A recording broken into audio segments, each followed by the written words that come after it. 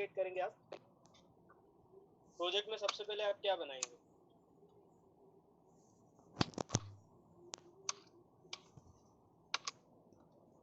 Database. Good database. जब भी आप प्रोजेक्ट लेवल पे वर्क करते हैं तो आपको क्या बनाना रहेगा? Database, right. तो यहाँ पर आई होप आप लोगों ने माइस्क्यूएल पढ़ा होगा। माइस्क्यूएल में डेटाबेस कैसे बनाते हैं, टेबल कैसे बनाते हैं, ये मैं आपको नहीं बताऊंगा, लेकिन हम एक प्रोजेक्ट बना रहे हैं तो मैं बिल्कुल बेसिक से बता रहा हूँ आपको। तो सबसे पहले आप क्या करेंगे? डेटाबेस बनाएंगे। स्टेप नंबर 1, उसके लिए आपके सिस्टम पे माइस्क्यूएल होना जरूरी है, राइट। मतलब जो भी आप डेटाबेस यूज कर रहे हो, आप ओरेकल यूज कर रहे हैं तो ओरेकल भी आप यूज कर सकते हैं, बट उसका जो हम गेट कनेक्शन मेथड यूज करते हैं ना, driver manager dot get connection, वहां पर आप ओरेकल का यूआरएल क्या कर लेंगे? यूज। ओके। और साथ ही साथ अगर किसी को ओटीपी सेंड करना है मेल के थ्रू तो एक वेबसाइट मैंने बनाई है सर्वलेट और जेएसपी का यूज करके, तो ओटीपी मेल पे कैसे सेंड करना है वो मैं आपको बता दूंगा, ठीक। लेकिन जब हम एडवांस जावा वाले प्रोजेक्ट की बात करेंगे उस टाइम की मैं बोल रहा हूँ। भाई जो लोग स्टार्ट नहीं कर पाए हैं वो देख लीजिए, बिल्कुल मैं बेसिक से बता रहा हूँ कि सबसे पहले आप डेटाबेस बनाएंगे। देखिए ये मीटिंग रिकॉर्ड कर सकते हैं क्या आप? यस यस सर कर दीजिए, वो बाद में रेफरेंस के लिए काम आ जाएगी। Recording in progress. देखिए भाई, जिन लोगों को माइस्क्यूएल से रिलेटेड कोई इशू है, आप मुझे अपनी मेल आईडी मतलब मेरे व्हाट्सएप नंबर पे आप अपनी मेल आईडी शेयर कर दीजिए, तो मैं उस पर आपको माइस्क्यूएल का सेटअप प्रोवाइड करवा दूंगा, राइट। कुछ नहीं, सिंपल सा जो मैं यूज कर रहा हूँ वही सेटअप है। देखिए मेरे इस पे माइस्क्यूएल 5.0 इंस्टॉल है, मैं कंसोल ही यूज कर रहा हूँ। आप जीआई टूल जैसे एसक्यूएल हाइड वगैरह आप यूज कर रहे होंगे तो आप डायरेक्टली कमांड के थ्रू भी डेटाबेस क्रिएट कर सकते हैं। This is my MySQL 5.0। यहाँ पर आपसे पासवर्ड मांगेगा जब आप इंस्टॉल करते हैं, तो इंस्टॉल करते वक्त आप जो भी पासवर्ड देंगे वो पासवर्ड आपको याद रखना जरूरी है। आपने यहाँ पर इंटर किया, जैसे मेरे सिस्टम का पासवर्ड है राम। कोई बताएगा how to create database? Can you tell me please? Database को क्रिएट करने की क्या स्टेप्स होती है? सर क्रिएट डेटाबेस और फिर डेटाबेस का गुड। क्रिएट डेटाबेस और डेटाबेस का नाम, जिस नाम से भी आपको बनाना है, जैसे मैंने यहाँ पर लिखा क्रिएट डेटाबेस, और डेटाबेस का नाम मान लीजिए आपने यहाँ पर दे दिया है TNP demo, right. Then semicolon, right. अब आपको कैसे पता चलेगा कि आपका डेटाबेस बन गया? How to check? तो यहाँ पर एक कमांड है सिंपल, शो डेटाबेसेस करके एक कमांड है। Show databases, right. तो क्या लिखेंगे आप? Show databases, right. तो यहाँ पर देखिए मेरा एक डेटाबेस क्रिएट हुआ है, यहाँ पर आ रहा है टीएनपी डेमो, राइट। अब देखिए मेरे सिस्टम में बहुत सारे डेटाबेस है। अब मैं किस डेटाबेस के अंदर टेबल बनाना चाहता हूँ तो मुझे क्या करना पड़ेगा? तो डेटाबेस को यूज करना पड़ेगा। तो क्रिएट डेटाबेस की कमांड मैंने आपको बताई है, वैसे ही आप यहाँ पर जो है क्रिएट डेटाबेस और यहाँ पर आप लिख देंगे LNCT डेमो, राइट। अब स्टेप नंबर 2, किस डेटाबेस पे हम वर्क करने वाले हैं, तो आप यहाँ पर लिखेंगे कि सर यूज डेटाबेस का नाम, हम किस डेटाबेस पे वर्क करने वाले हैं? LNCT demo. तो यहाँ पर आप कंसोल में क्या लिख देंगे कि सर यूज LNCT डेमो। तो अब आपका डेटाबेस क्या हो जाएगा? किस नाम से डेटाबेस हमारा? अच्छा, TNP डेमो, राइट। तो यहाँ पर आपने लिखा TNP demo, then enter, database change. अब मुझे चेक करना है कि मैंने जो डेटाबेस बनाया उस डेटाबेस के अंदर टेबल है कि नहीं। भाई obviously I hope you aware with कि जो डेटा स्टोर होता है, स्पेशली जो रिलेशनल डेटाबेस मैनेजमेंट सिस्टम होते हैं, उसमें आप डेटा को टेबुलर फॉर्मेट में क्या करते हैं? स्टोर करते हैं। तो टेबल को शो करने के लिए क्या कमांड होगी, जल्दी बताइए? शो टेबल्स से हो जाएगा। तो ये जो TNP डेमो आपका डेटाबेस है उसके अंदर जो भी आपका क्या हुआ टेबल्स होंगे, तो अगर मैं यहाँ लिखता हूँ कि sir show tables, then enter, empty set, मतलब आपने जो डेटाबेस अभी क्रिएट किया है उसके अंदर कोई भी टेबल नहीं है, राइट। तो अब हम क्या करेंगे? Step number 4, can you tell me please how to create table in a database? Create table create table, table का नाम, जैसे कि हमने यहाँ पर टेबल का नाम दे दिया EMP, क्या नाम दिया मैंने टेबल का, पैरेंथेसिस के अंदर। यहाँ पर उल्टा होता है, जैसे आप जावा प्रोग्रामिंग में क्या करते हैं कि पहले डेटा टाइप का नाम फिर वेरिएबल का नाम, ऐसे यहाँ पर पहले कॉलम का नाम आएगा उसके बाद में डेटा टाइप का नाम। तो मैंने यहाँ पर एक कॉलम लिया है, कॉलम का नाम है EMPNO, this is employee number, और कॉलम का नाम डेटा टाइप आपकी क्या हो जाएगी, इंटीजर। आप प्राइमरी की बाद में भी ऐड कर सकते हो, मैं आपको बता दूंगा, राइट। EMPNO इंट कोमा, देखिए यहाँ पर जो है स्ट्रिंग डेटा टाइप नहीं होती, स्ट्रिंग के प्लेस पे क्या होता है, मैंने बोला स्ट्रिंग के प्लेस पे कौन सा डेटा, तो यहाँ पर आपने विड्थ दे दी 45, राइट। देन नेक्स्ट, उसके बाद आप सैलरी ले लीजिए, मैं सिर्फ टी कॉलम ले रहा हूँ, फ्लोट सेल, और एक और कॉलम ले लीजिए आप इंटीजर में डिपार्टमेंट नंबर, राइट। उनका लिख दिया। सही है ना, कोई दिक्कत इसमें, The salary पहले आएगा फ्लोट पर। अच्छा उल्टा लिखिए, यहाँ पर पहले कॉलम का नाम फिर आपकी डेटा टाइप, और यहाँ पर भी पहले कॉलम का नाम फिर डेटा टाइप, ओके। तो यहाँ पर आपने क्या किया है, यहाँ पर आपने डेटा टाइप लिखा है, इसके बाद कॉमा लगाने की जरूरत नहीं है। तो इसी कमांड को मैंने कंसोल पे यहाँ से कॉपी किया, आप डायरेक्टली वहाँ भी लिख सकते हो, कोई इशू नहीं है, right. Then paste and okay. तो देखिए ये अब आपकी टेबल बन गई। Can you tell me please how to show structure of the table. Sir DESC table का नेम फिर F5 DESC table name, DESC जैसे टेबल का नाम क्या हमारा EMP,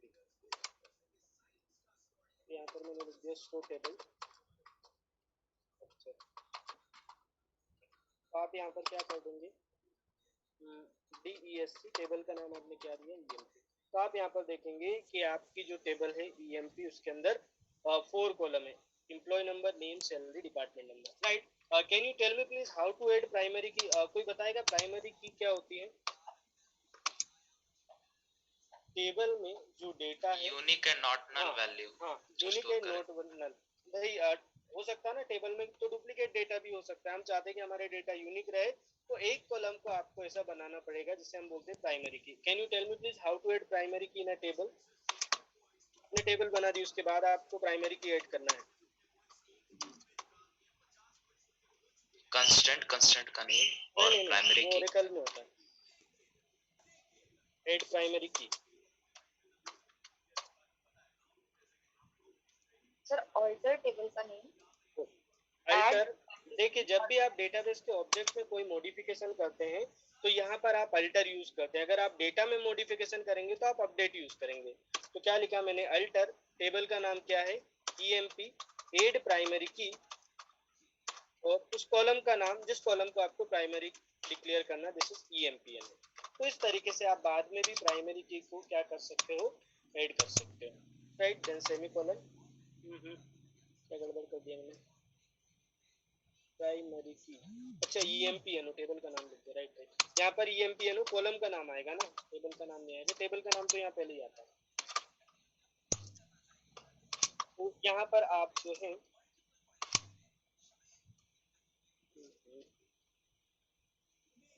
अल्टर टेबल,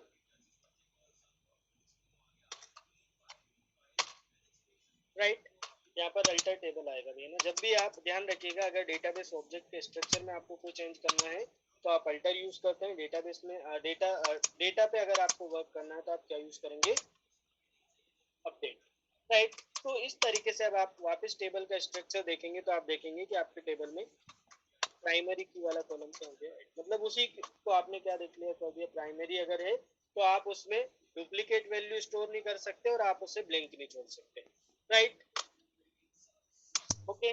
तो ये हमने टेबल डेटाबेस के अंदर टेबल क्रिएट की, मैंने आपको स्टेप बताई कि how to create table and how to create database. अब आप जो है आईडी यूज करेंगे, आईडी आप नेटबीन्स यूज कर सकते हैं, इक्लिप्स यूज कर सकते हैं, कोड आपका सेम रहेगा, बट अगर आप इक्लिप्स यूज करेंगे तो इक्लिप्स में क्या होगा कि वहां पर आपको माइस्क्यूएल की जार फाइल ऐड करना पड़ेगा, और मैं यहाँ पर नेटबीन्स यूज कर रहा हूँ तो इसमें JDBC ड्राइवर ऑलरेडी लाइब्रेरी दी है, आप उसको ऐड करके डेटाबेस से कनेक्टिविटी कर सकते हैं, राइट। अच्छा मुझे बताइए कि आप लोगों ने, जिन लोगों ने प्रोजेक्ट बनाया है, तो आपने सेपरेट सेपरेट क्लास बनाई है कि जैसे आपने एक जे फ्रेम बनाई, उस पे फॉर्म बना के उस बटन पे ही कोड किया है, कि आपने एक क्लास बना ली, क्लास के अंदर फंक्शन बना ली और उस फंक्शन को पर्टिकुलर बटन के ऊपर कॉल करवा लिया?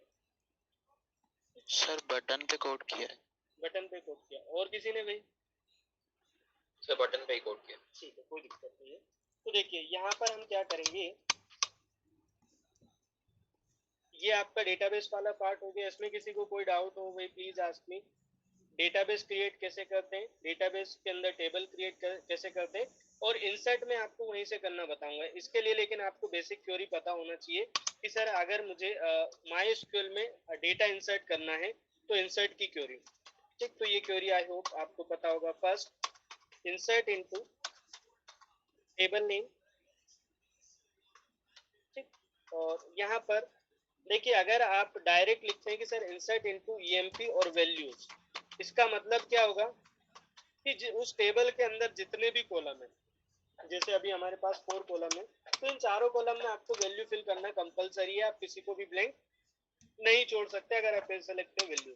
लेकिन मैं चाहता हूँ सर मुझे सिर्फ 2 ही कॉलम में वैल्यू इंटर करना, बाकी को फिल नहीं करना, तो आप ऐसा यूज कर लीजिए कि sir insert into table name में ईएमपी, कॉलम का नाम, जैसे आपको किस किस में वैल्यू इंसर्ट करना है, ईएमपीएनओ कॉमा नेम कॉमा सेल और कॉमा डिपार्टमेंट नंबर। इससे ये होगा कि जिस जिस कॉलम में आपको वैल्यू देना है उस कॉलम का नाम आप यहाँ पर देंगे और यहाँ पर वैल्यू। ये चीज ध्यान रखिएगा कि जितने कॉलम आपने यहाँ दिए हैं उतनी ही वैल्यू आपको यहाँ पर पास करना पड़ेगा। तीसरा ये है कि डेटाबेस में कभी भी डबल कोट यूज नहीं होता है।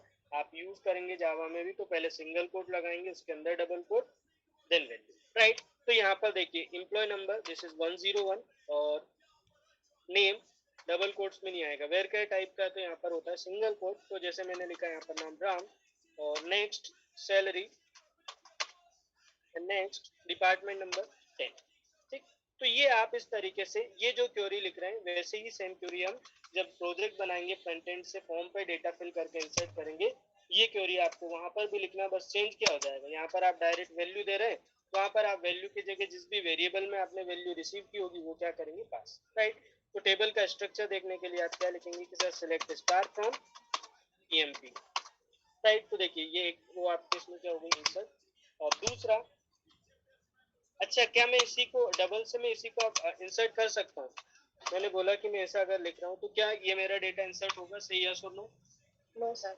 व्हाई? सर क्योंकि primary no sir. Good, duplicate entry, क्योंकि ठीक है कर। ईएमपीएनओ आपका प्राइमरी की है और उसमें वो कॉलम की वैल्यू कभी भी डुप्लीकेट नहीं हो सकती, राइट। बाकी सारे कॉलम आपके डुप्लीकेट हो सकते हैं, जैसे मैंने यहाँ पर नेम दे दिया अमन और सैलरी मैंने पास कर दी MC, और डिपार्टमेंट नंबर भी मैंने चेंज कर दिया, राइट। तो अब वापस आप डेटा देखेंगे, सिलेक्ट स्टार्ट फ्रॉम टेबल में, राइट। तो इस तरीके से आप टेबल में डेटा इंसर्ट कर सकते हैं। इसी तरीके से आपको कितनी भी रो बस इंसर्ट करने के लिए क्वेरी आपको ध्यान रखना है, राइट। तो मेरे टेबल में अब कितना कितना डेटा हो गया, दिस इज 0। इसके बाद अपडेट करने की क्वेरी आई होप आप लोगों को पता होगा कि अपडेट कैसे करेंगे। जैसे कि मैं चाहता हूँ कि जो स्टूडेंट 103 है मुझे उसका नाम चेंज करना है, सैलरी चेंज करना है और डिपार्टमेंट चेंज करना है, तो कभी भी प्राइमरी की अपडेट नहीं होती, उसके बेसिस पे आपका डेटा क्या होता है, अपडेट होता है। मैंने बोला कि कभी भी आपकी प्राइमरी की अपडेट नहीं होती है। देखिए मल्टीपल रो को अगर आपको इंसर्ट करना है तो वैल्यूज के बाद आप कॉमा लगा देंगे। मैंने बोला कि अगर आपको मल्टीपल ये इंसर्ट करना है तो इस टाइप से आप कर सकते हैं वैल्यूज।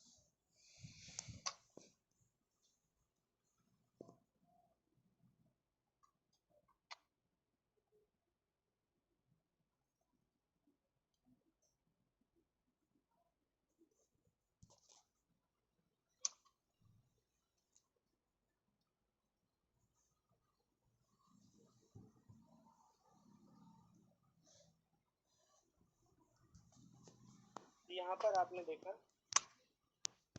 कि आप इस टाइप से करना चाहते तो कर सकते हैं, लेकिन इसकी ज़्यादा आपको ज़रूरत नहीं है। मल्टीपल उसको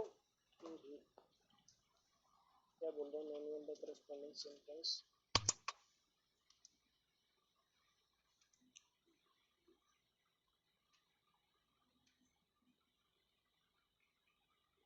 या तो आप पूरा इंसर्ट की क्वेरी लिख दीजिए बार बार, उससे भी हो जाएगा। ओके, देखिए 2 रो आपकी इंसर्ट हो गई। क्लियर यहाँ तक? अब आप देखेंगे इसको कि सर सिलेक्ट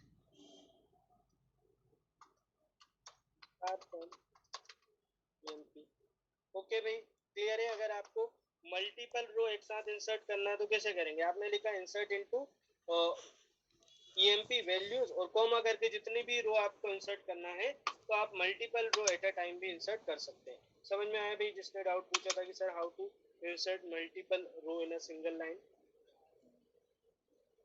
तो यस और नो प्लीज। ओके, तो ये हमने देखा बेसिकली इंसर्ट। अब हमारा जो टारगेट है वो ये है कि sir how to update data. जैसे कि मुझे क्या करना है, जो लास्ट की कोई सी भी आईडी आपको अपडेट करना है, जैसे 106 का डेटा मुझे अपडेट करना है, तो मैं यहाँ पर क्या लिखूंगा कि सर अपडेट, उसके बाद टेबल का नाम EMP, देन सेट कॉलम का नाम, किस किस कॉलम को आपको अपडेट करना है। तो मैंने लिखा नेम इक्वल टू, मैं चाहता हूँ कि नेम क्या हो जाए, संजय, राइट, कॉमा, और सैलरी उसकी हो जाए दिस, और डिपार्टमेंट नंबर का क्या हो जाए, दिस इज 30। लेकिन कहाँ पर अगर आपने सिर्फ इतना ही लिखा तो पूरी टेबल का डेटा आपका अपडेट हो जाएगा। मैं चाहता हूँ कि पर्टिकुलर किसी एक एम्प्लॉय का ही डेटा अपडेट हो, तो आप यहाँ पर लिख देंगे कि sir where EMPNO equal to, this is the 105 और 106, जिस भी एम्प्लॉय नंबर का डेटा या जिस भी एम्प्लॉय का आप डेटा अपडेट करना चाह रहे हैं वहां पर आप क्या कर देंगे, राइट, आ रहा है वन रो चेंज। अब अपडेट करने के बाद आप डिस्प्ले करवा देंगे sir select star from EMP, तो आप देखेंगे जो एम्प्लॉय 106 था उसका डेटा आपका क्या हो गया है, चेंज। ओके, तो ये कुछ बेसिक स्टोरेज में आपको जो यहाँ पर बता रहा हूँ वही आप यहाँ पर डेटाबेस में भी यूज करने वाले हैं। तो आप लिखेंगे कि sir how to delete data from the table, तो उसके लिए क्वेरी होती है आपकी डिलीट फ्रॉम टेबल नेम और कॉलम का नाम, किस बेसिस पे आप डिलीट करना चाह रहे हो। अगर आपने सिर्फ इतना ही लिखा तो क्या होगा इससे, मैंने सर बोला पूरी कि टेबल डिलीट हो जाएगी। टेबल डिलीट होगी या टेबल का डेटा डिलीट होगा? सर डेटा डिलीट होगा, डेटा डिलीट हो, ठीक है ना, तब तक रहेगा। राइट। मैं चाहता हूँ कोई पर्टिकुलर एक रो डिलीट हो तो उसके लिए फिर आप अगेन प्राइमरी की यूज करेंगे। अब मान लीजिए कि आप नेम के बेसिस पे डिस्प्ले डिलीट करते हैं, तो अगर दो एम्प्लॉय का नाम सेम हुआ तो दोनों एम्प्लॉय का डेटा क्या हो जाएगा, डिलीट होगा। इसलिए हम अपडेट और डिलीट जनरली प्राइमरी की के बेसिस पे करते हैं कि भाई हम जिस एम्प्लॉय का डेटा अपडेट या डिलीट कर रहे हैं सिर्फ उसी एम्प्लॉय का डेटा अपडेट या क्या हो, डिलीट हो, राइट। तो यहाँ पर आप क्या लिखेंगे, delete from EMP where EMPNO equal to 105, right. तो यहाँ पर आप देखेंगे कि उस एम्प्लॉय का डेटा डिलीट हो जाएगा जिसका एम्प्लॉय नंबर क्या है, EMP where EMPNO equal to 105, right. तो देखिए वन रो अफेक्टेड मतलब एक रो डिलीट हो गई है। डिलीट करने के बाद आप वापस क्या करेंगे, सिलेक्ट स्टार फ्रॉम EMP, तो आप देखेंगे कि आपका जो 105 वाला रो था वो रो आपका क्या हो गया, डिलीट। ओके, किसी को कोई डाउट है भाई इसमें? अपडेट के बाद सिलेक्ट करना तो हम देख ही रहे हैं। देखिए सिलेक्ट भी आप दो तरीके से कर सकते हैं, एक होता है सिलेक्ट ऑल, जैसे हमने लिखा है कि sir select star from EMP, तो ये क्या करता है, उस टेबल में जितना भी डेटा होगा, जितने रो और कॉलम्स होंगे सारे डिस्प्ले हो जाएंगे, बट मुझे स्पेसिफिक दो, जैसे मेरी टेबल में भी 4 कॉलम है, मुझे सिर्फ 2 ही कॉलम डिस्प्ले करना है, तो आप सिलेक्ट बाय कॉलम नेम भी यूज कर सकते हैं। अगर सिलेक्ट बाय कॉलम करेंगे तो क्या लिखेंगे, select name comma sal from EMP, तो इससे क्या होगा, ये आपको सारे कॉलम डिस्प्ले ना करके सिर्फ और सिर्फ कितने कॉलम को डिस्प्ले करेगा, ओनली 4, ओ सॉरी ओनली 2, राइट। यहाँ तक समझ में आ रहा है भाई सभी को? यस अब सर। दूसरा, सिलेक्ट करते वक्त भी आप फिल्टर लगा सकते हैं कि भाई मैंने लिखा कि sir select name comma sal from EMP where name equal to single quotes में आपने पास कर दिया राम, तो ये सिर्फ उन्हीं एम्प्लॉय का डेटा देगा जिसका नाम क्या होगा।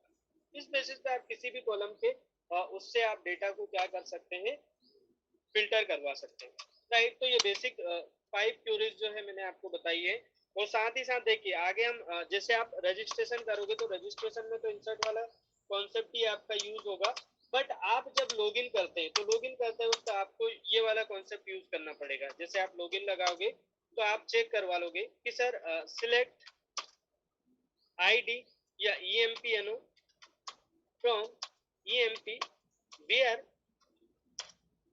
अभी जैसे मैं नेम वाला कॉलम ले रहा हूँ कि नेम जिसका क्या हो, राम हो, एंड और यहाँ पर जिसकी सैलरी क्या हो,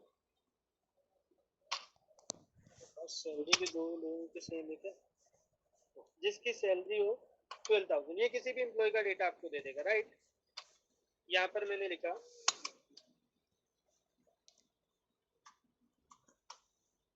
तो या इसका नाम कर लीजिए अमन और इसकी सैलरी कर लीजिए। तो लॉगिन में आप यही कॉन्सेप्ट लगाओगे। जब लॉगिन करोगे तो डेटाबेस से आपने फेच करवाया कि आपने जो यूजर नेम इंटर किया और डेटाबेस में जो पहले से एग्जिस्ट है, अगर वो मैच हो जाता है तो उस यूजर की आईडी या एम्प्लॉय नंबर क्या कर देगा, रिटर्न नहीं होता तो 0 रिटर्न करेगा। अब जैसे मैं इसी में लिख देता हूँ सर 114, तो क्या दे रहा है, empty set.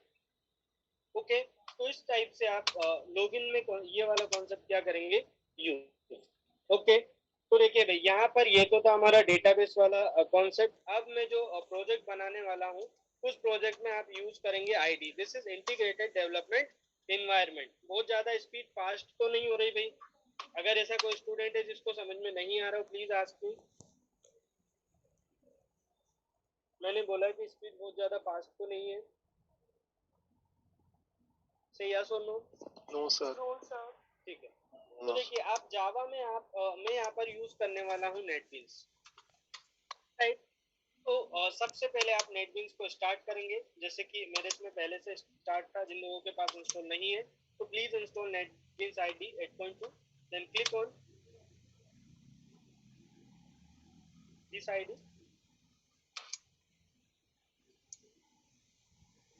It's taking some time to start.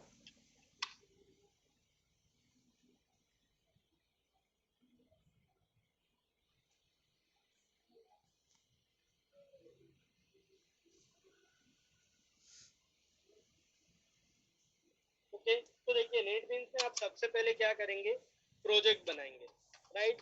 अगर आपको आईडी में हेलो वर्ल्ड भी प्रिंट करना तो compulsorily you should have to create an project. तो प्रोजेक्ट जिन लोगों ने नहीं बनाया वो देख लीजिएगा।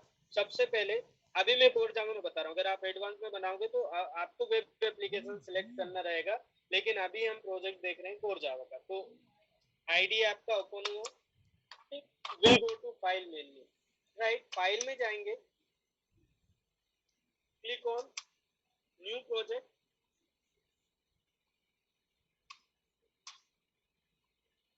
right, then java application, click on next। यहाँ पर आप अपने प्रोजेक्ट का नाम देंगे। तो जरूरी नहीं है कि प्रोजेक्ट जो जिस नाम से आपने डेटाबेस बनाया उसी नाम से आप प्रोजेक्ट बनाए, प्रोजेक्ट का नाम कुछ भी हो सकता है, ठीक। तो मैंने यहाँ पर प्रोजेक्ट बनाया, प्रोजेक्ट का नाम दिया माई डेमो, राइट। देन इस प्रोजेक्ट की डिफॉल्ट लोकेशन डॉक्यूमेंट्स के अंदर नेटबिंग प्रोजेक्ट नाम से एक फोल्डर बनता है, बाय डिफॉल्ट उसके अंदर ये क्या होता है, सेव होता है। और सेकंड वन कि यहाँ पर इस फोल्डर के अंदर ये एक माई डेमो नाम से एक पैकेज भी बना देगा बाय डिफॉल्ट, और इस प्रोजेक्ट के अंदर एक माई डेमो नाम से एक मेन क्लास भी बना देगा। अगर आपको नहीं बनाना तो आप इसे ब्लैंक भी कर सकते हैं, right. Then click on finish.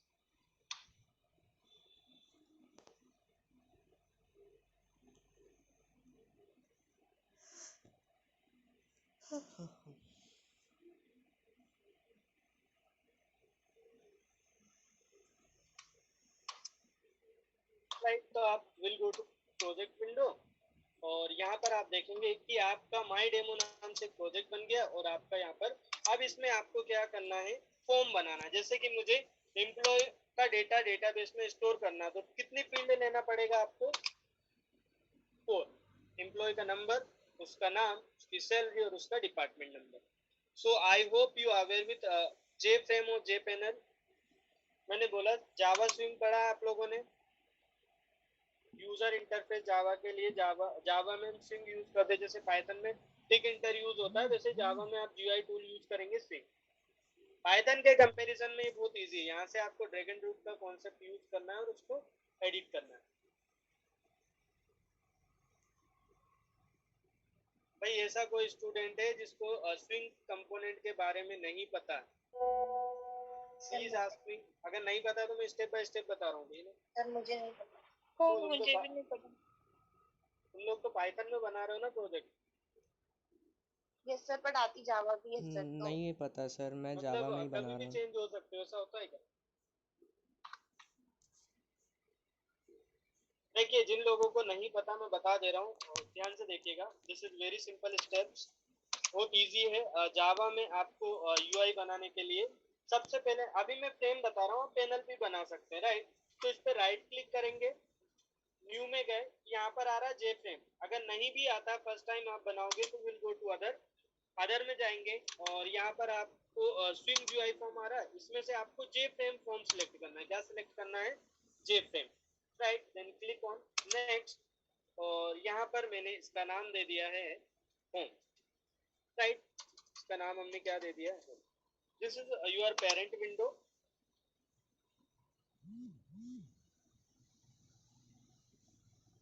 जैसे ही आप एक जे फ्रेम बनाएंगे तो आपके सामने इस टाइप से एक विंडो क्या होगी होता है।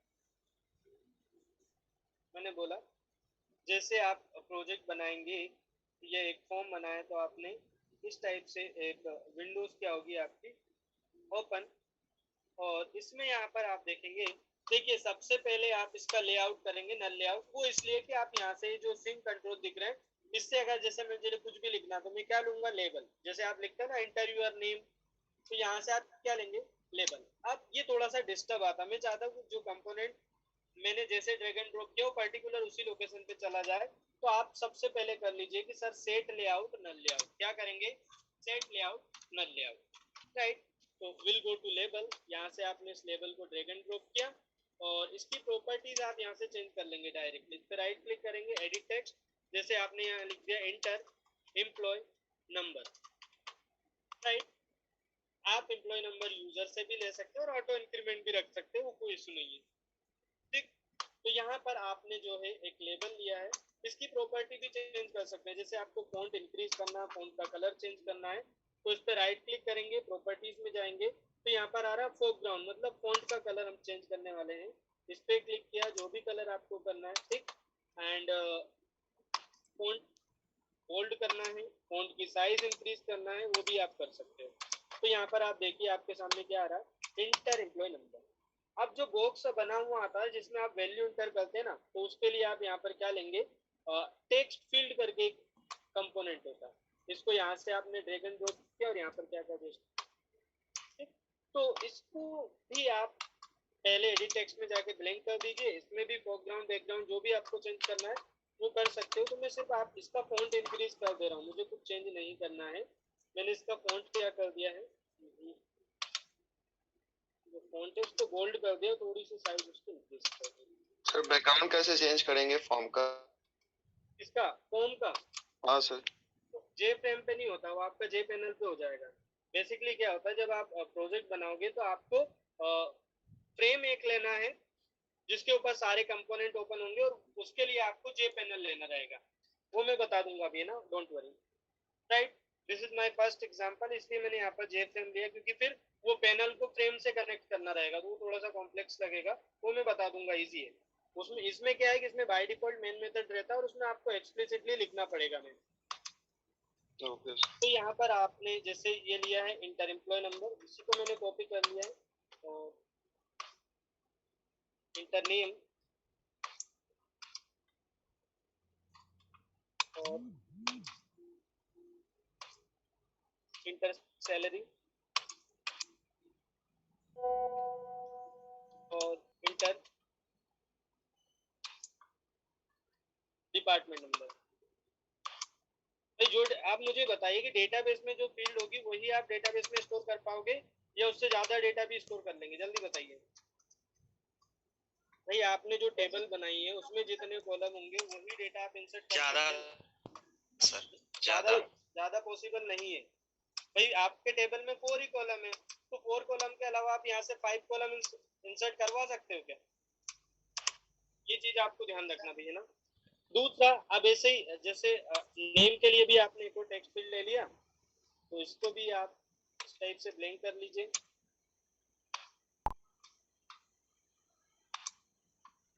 जावा में इससे आसान कुछ भी नहीं है भैया ना, जो ड्रैग एंड ड्रॉप वाला कॉन्सेप्ट है, दिस इज वेरी इजी। ऐसे ही आप यहाँ पर एक और टेक्स्ट फील्ड ले लेंगे सैलरी के लिए।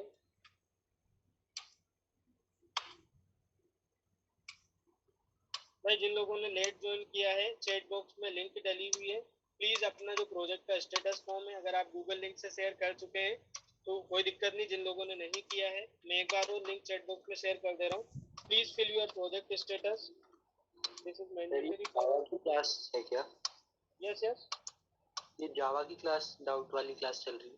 हाँ, शेड्यूल चेंज हुआ है आज से। वीक में 2 दिन जावा की रहेगी, 2 दिन पाइथन की रहेगी और 2 दिन C++ की रहेगी प्रोजेक्ट की क्लास। बाकी अटेंड करना हो तो कर सकते हो, कोई दिक्कत नहीं, क्योंकि कॉन्सेप्ट वही है, बस लिखने का तरीका थोड़ा सा अलग होता है। ओके, जिन लोगों ने अपने प्रोजेक्ट का कोर जावा और एडवांस जावा का प्रोजेक्ट स्टेटस फिल नहीं किया है तो प्लीज फिल योर स्टेटस। मैंने चैट बॉक्स में लिंक शेयर किया आपको।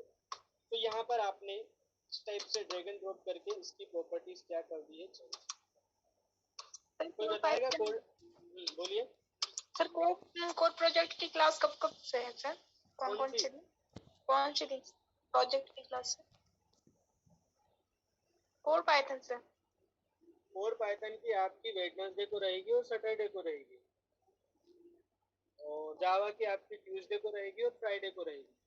बाकी जो 2 दिन बचे वो आपका उसका रहेगा C++ का। अभी आपको एफबी पे शेड्यूल मिल जाएगा ना। देखिए आपने यहाँ पर एक और इसको ड्रैग एंड ड्रॉप किया। देखिए जब आप प्रोजेक्ट बनाएंगे तो फ्रेम एक लेंगे, मल्टीपल पैनल लेना है आपको। मैंने बोला कि जब आप प्रोजेक्ट बनाएंगे मल्टीपल फॉर्म होंगे तो उसको लिंकिंग करने के लिए आपको फ्रेम एक लेना है और मल्टीपल क्या लेंगे आप, पैनल, राइट। तो यहाँ पर आप देखेंगे कोडिंग आपको कहाँ पर करना है, बटन पर। मैंने बोला कोड आपको कहाँ पर लिखना है, बटन पर। तो जैसे मैंने यहाँ पर एक बटन पर लिखा ऐड एम्प्लॉय, मतलब अब आप इस फॉर्म को फिल करेंगे और फिल करने के बाद जैसे ही आप इस बटन पे क्लिक करें तो आपका डेटा कहाँ पर स्टोर होना चाहिए, डेटाबेस पर, राइट। तो देखिए यहाँ पर मैंने जो है अभी मैं डेटाबेस में स्टोर नहीं करवा रहा हूँ, मैं डायरेक्टली आपको पेज करके इसकी वैल्यू कैसे हम डिस्प्ले करेंगे वो बता रहा हूँ। उसके बाद फिर हम डेटाबेस से कनेक्टिविटी वाला पार्ट भी देखेंगे, राइट। तो आपने इस बटन पे डबल क्लिक किया। मैंने बोला कि जहाँ पर भी आपको कोड लिखना है, जैसे कोड आप बटन पे लिखेंगे तो इस बटन पे या तो आप राइट क्लिक करें और इसमें इवेंट में जाके एक्शन परफॉर्म में जाके आप इस पे क्लिक करें, या फिर जो बटन आपको विजिबल है उस बटन पे आप डबल क्लिक कर दीजिए, राइट।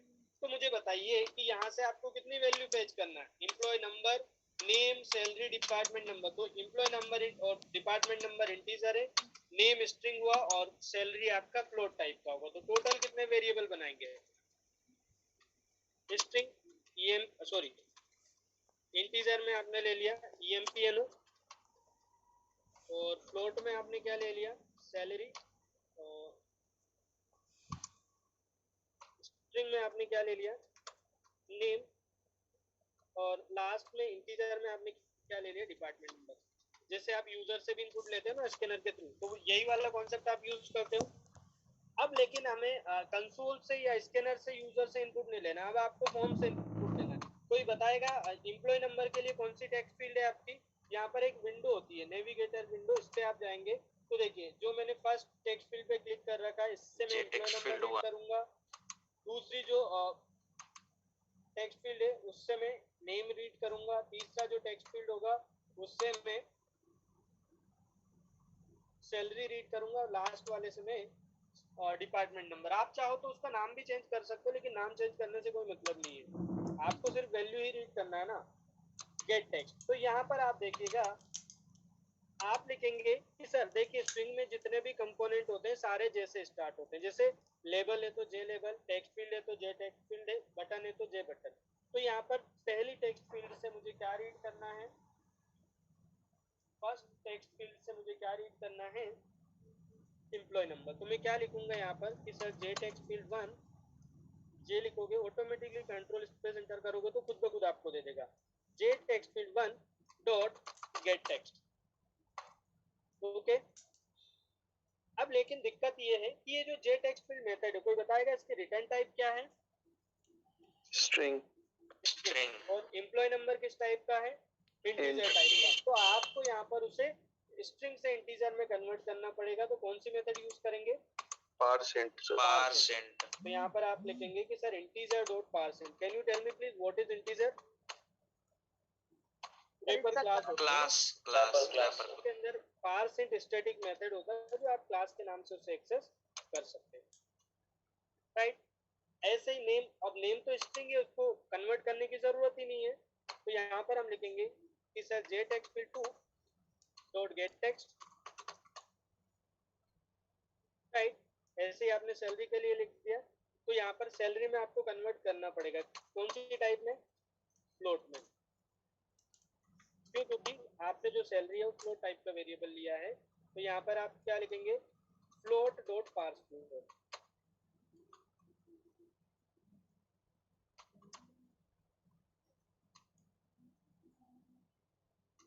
और यहाँ पर आपको तो लास्ट में भी इंटीजर में कन्वर्ट करना पड़ेगा क्योंकि डिपार्टमेंट नंबर आपका किस टाइप का है?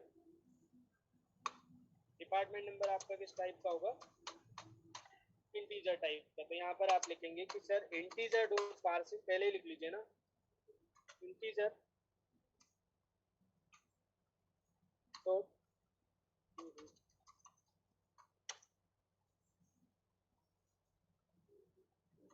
इंटीजर डॉट पार्सिंग, और यहाँ पर लिख देंगे J text field 4 dot get text, right. अब मुझे डिस्प्ले करना है तो एक शो मैसेज डायलॉग करके एक होता है option pane, J option pane dot show message. जैसे आप पॉपअप विंडो बोलते हैं ना, तो जावा में आप यूज करते हैं J option pane dot show message. ये आपसे दो आर्गुमेंट लेता है, कहाँ पर मैसेज डिस्प्ले करना है और क्या मैसेज। तो मैंने यहाँ पर कॉन्केटिनेट करके ऐसा लिख सकता हूँ कि sir name plus name plus concatenation operator salary plus sal, again आपने इसको कॉन्केटिनेट कर दिया, plus EMPNO plus what EMPNO, and last में आप क्या लिख देंगे? Department number plus DPTNO, right. इसको एग्जीक्यूट करेंगे। फर्स्ट राइट क्लिक करना है एग्जीक्यूट करने के लिए, क्लिक ऑन रन फाइल।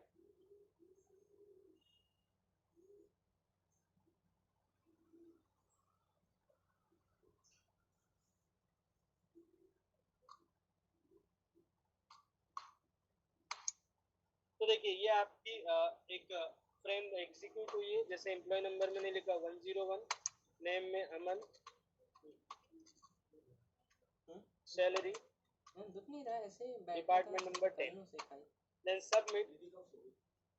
तो देखिए क्या रहा, name Aman, salary, this one, employee number 101, department number 10। अब मैंने रीड कर लिया, तो मुझे इसी डेटा को डेटाबेस में स्टोर करवाना है और उसके बाद मुझे मैसेज देना है कि sir data insertion success. Clear है यहाँ तक सभी को? सर इसमें रेस्ट्रिक्शन लगा सकते हैं क्या? बिल्कुल लगा सकते हो सर जैसे मैं चाहता हूँ एम्प्लॉय नंबर में सर वो मतलब कैरेक्टर या फिर अल्फाबेट ना है सर, जिसमें डिजिट ही रहे। नहीं, वो जो तुम HTML वाला कॉन्सेप्ट लगा रहे हो वो रीड तो वैसा ही करेगा, बस आप कंडीशन लगा सकते हो, कंडीशन दे सकते हो कि ये जो डेटा है, तो वहां पर आप एक और पॉपअप मेन्यू दे सकते हो। Okay sir. यहाँ पर आप ये बोल रहे हो कि जैसे सर मैंने इंटर किया नेम में अमन, है ना, एक मिनट रुकिएगा भैया ना। जैसे आपने नेम इनपुट ले लिया, नेम के कौन सा ये वाला चेक करवा लो आप, इफ नेम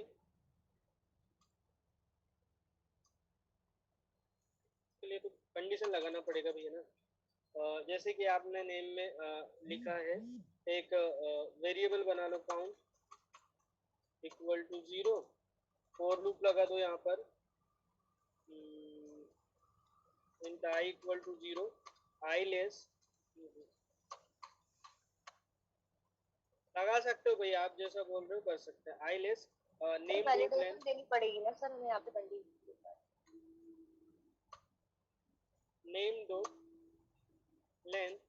और आप ये बोल रहे हो सर नेम में मैंने बाय मिस्टेक अल्फाबेट की जगह का डिजिट इंटर कर दिया। Digit, yes sir. ये वही बोल रहा हूँ ना, तो यहाँ पर आप चेक करवा लो कि सर अगर ऐसा होता है कि आपने यहाँ पर एक कैरेक्टर वेरिएबल बनाया ch और यहाँ पर आपने लिख दिया str और sorry name dot caret I और यहाँ पर आपने मैसेज दे दिया है फॉर लूप। इसके अंदर अपन ने लूप तो लगा ही लिया है। अब चेक करवा लेंगे जो जो कैरेक्टर आ रहा है जैसा ch ग्रेटर और इक्वल टू सिंगल कोट्स में एंड ch लेस और इक्वल टू सिंगल कोट्स में z। अभी मैंने सिर्फ अपर केस के लिए लिखा है ना, और मैं इसको ऐसा लिख दूं कि सर अगर ऐसा नहीं है, नॉट इक्वल समझ में आता है। मैंने लिख दिया कि अगर ऐसा नहीं है मतलब अल्फाबेट को छोड़ के आपने कुछ भी इंटर किया तो ये कंडीशन क्या हो जाएगी, ट्रू।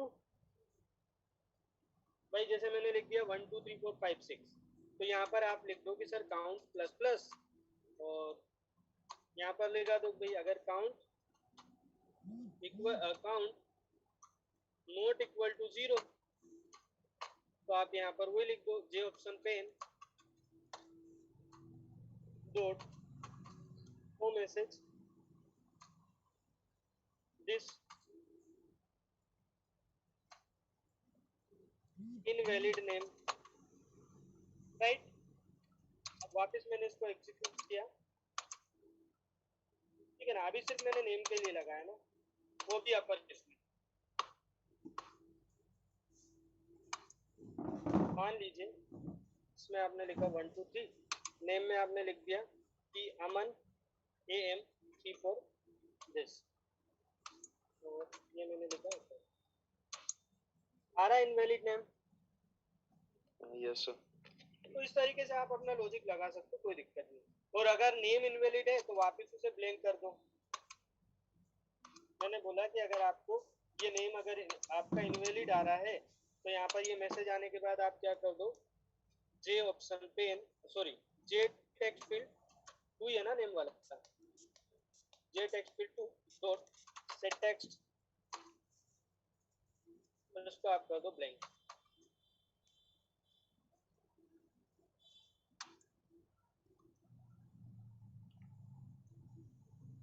और ये जो आप डिस्प्ले वाला काम कर रहे हो ना, इस डिस्प्ले वाले काम को ये जो इफ वाली कंडीशन है यहाँ पे से बाद में ही लगा लो तो कोई दिक्कत नहीं है।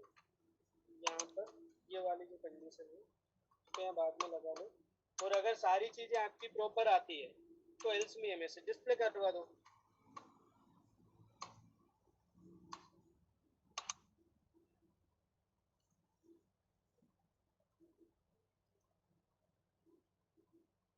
आप फोकस भी यूज कर सकते हो भाई, वो कोई इशू नहीं है ना।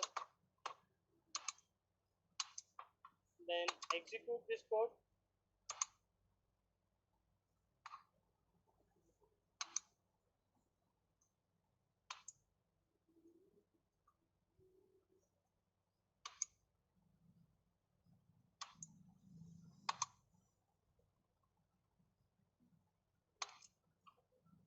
एग्जीक्यूट नहीं हो रहा भाई। अच्छा उसमें गलत इंटर कर दिया ना मैंने। नंबर फॉर्मेट एक्सेप्शन देगा भैया ना, ये चीज ध्यान रखिएगा। तो देखिए क्या आ रहा है, इनवैलिड नेम और आपका नेम वाला फील्ड ब्लैंक हो गया।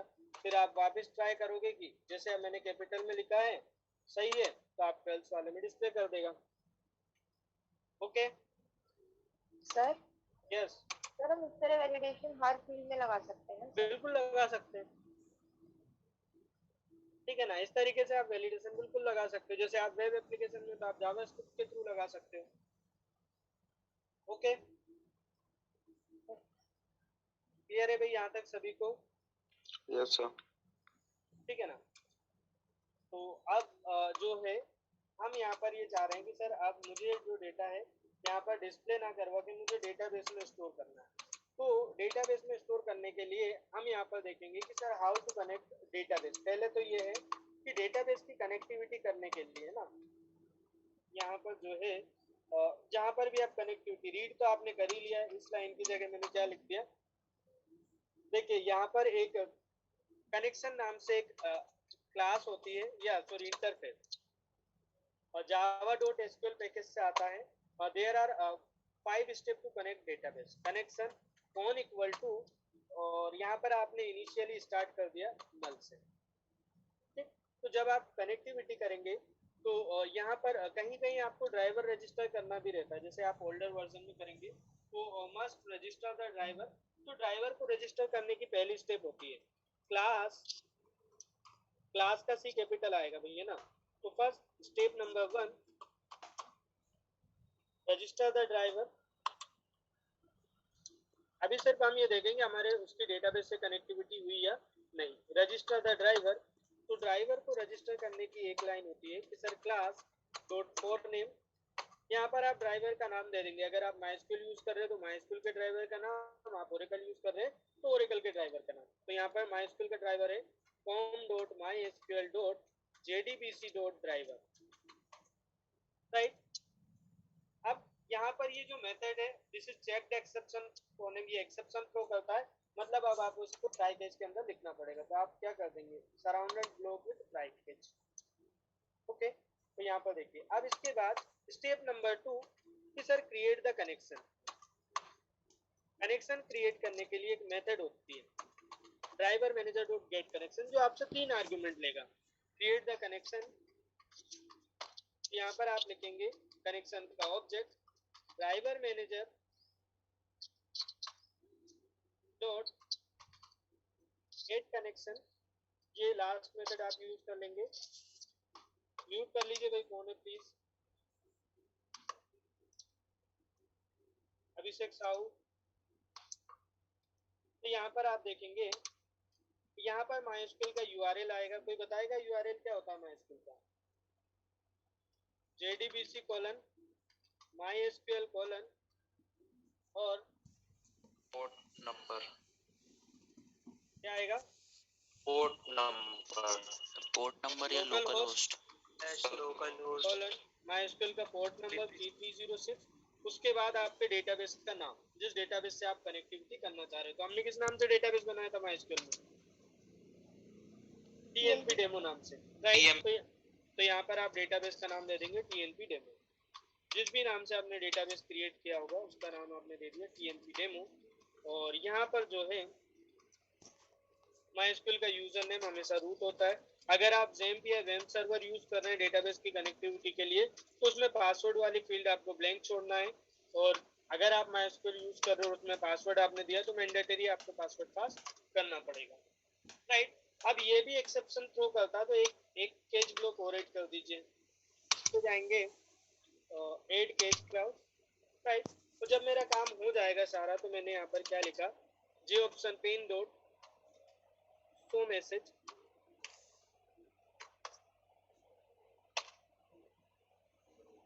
और यहाँ पर आपने लिख दिया दिस, और मैसेज में दे देंगे database connection success, database connection success, right. लेकिन अभी कनेक्टिविटी होगी नहीं भैया ना, अभी एरर देगा क्योंकि हमने लाइब्रेरी ऐड नहीं की है। लाइब्रेरी जब तक आप ऐड नहीं करोगे तब तक आपका डेटाबेस का कनेक्शन सक्सेस नहीं माना जाएगा, राइट। लाइब्रेरी एक ही बार ऐड करना है प्रोजेक्ट में, बार बार आपको ऐड नहीं करना है, ठीक। ऐड एम्प्लॉय, ये तो आपने जो मैसेज दिया था वो मैसेज आएगा पहले। देखिए यहाँ पर आपको एरर दे रहा होगा, आ रहा है class not found exception com.mysql.jdbc driver, मतलब आपने लाइब्रेरी ऐड नहीं की, राइट। अगर आप क्लिप्स यूज करोगे तो उसमें जार फाइल ऐड करना रहेगा, लेकिन इसमें लाइब्रेरी का ऑप्शन रहता है। इस प्रोजेक्ट पे राइट क्लिक करेंगे, देन प्रॉपर्टीज पे जाएंगे, लाइब्रेरीज, ऐड लाइब्रेरी, कौन सी लाइब्रेरी यूज करेंगे? MySQL JDBC driver. तो यहाँ पर आप गए और इसमें आपने क्या सेलेक्ट कर लिया, देखना भाई कहीं MySQL JDBC ड्राइवर दिखे।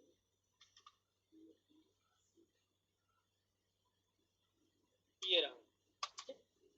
और इतना करने के बाद अब वापस आप उसी फाइल को एग्जीक्यूट करेंगे और एग्जीक्यूट करने पे अगर कनेक्शन सक्सेस आ जाता है मतलब आपकी डेटाबेस से कनेक्टिविटी हो गई है।